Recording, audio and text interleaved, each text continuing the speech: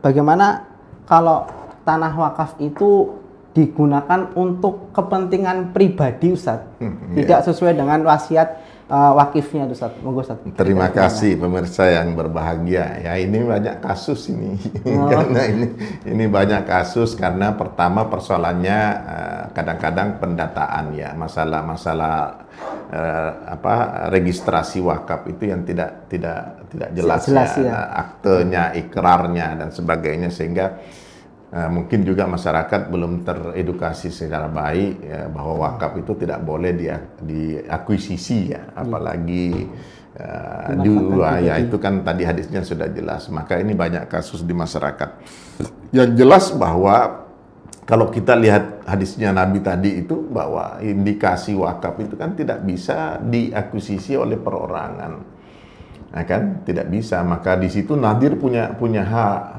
Maka kan komponen wakaf itu kan ada unsur pengelolanya, wakifnya ya, harta yang diwakafkan itu kan wakif, orang yang mewakafkan, maukufnya itu harta yang diwakafkan, kemudian ada nadir, ini nadir pengelolanya. Nah, pengelola ini kan harus jelas, dan di sini memang ada kasus banyak masalah karena nadirnya kadang-kadang tidak jelas siapa nadirnya, siapa yang dituju. Kalau kita di Muhammadiyah kan jelas, nadirnya itu ada organisasi Muhammadiyah gitu kan.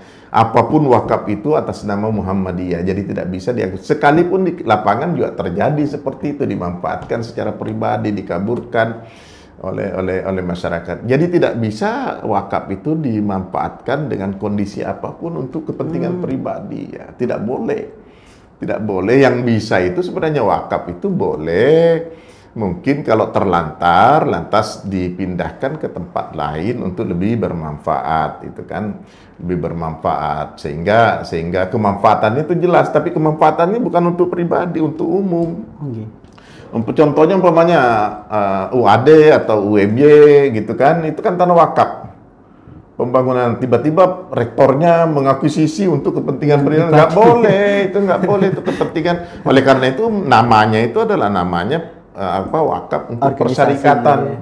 Nah, jadi kalau rektornya tidak lagi, apalagi kalau itu tidak berfungsi sebagai pendidikan lagi, nanti kembali ke persyarikatan untuk mengelolahannya. Jadi tidak ada yang namanya itu, tidak boleh wakaf itu digunakan untuk kepentingan pribadi. Nah, ini yang jadi masalah kadang-kadang gitu kan. Persoalannya memang banyak karena mungkin masalah tadi prosedur wakafnya itu tidak jelas gitu kan, nadirnya juga tidak kompetensi dalam pengelolaannya. Tapi dalam undang-undang sekarang kan sudah mulai diatur itu, nadirnya harus mempunyai kompetensi tertentu, bisa orang, bisa organisasi, badan hukum, dan harus jelas itu kan di undang-undang ketentuan dari Badan Wakaf Indonesia itu sudah jelas. Karena banyak sekali wakaf memang yang jadinya akhirnya digunakan untuk kepentingan pribadi, bahkan dikaburkan menjadi harta sendiri gitu kan, diwariskan dan sebagainya. Itu tidak boleh. Berarti peran nadir itu sangat berpengaruh sekali, Ustaz. Oh iya, karena dialah yang menjadi pengelola di situ. Sebenarnya memang wakif itu punya hak untuk mengubah nadirnya kalau tidak kompeten. Tapi kan harus prosedurnya, perubahan nadir harus dilalui melalui proses prosedur kepada KUA sebagai lembaga yang melakukan pencatatan wakaf, ikrar wakafnya harus berubah lagi dan sebagainya. Itu kan banyak prosedurnya. Jadi memang wakaf ini harus karena itu tadi untuk kepentingan, itu kan hak Tuhan. Jadi ketika wakif berwakaf itu berarti haknya terhadap otoritas dia kepada harta yang dimilikinya itu menjadi dilepas. Nah, kan? Dan itu untuk hak Tuhan. Jadi kepemilikannya kepada Tuhan. Tuhan itu artinya hak Tuhan di sini adalah hak umum.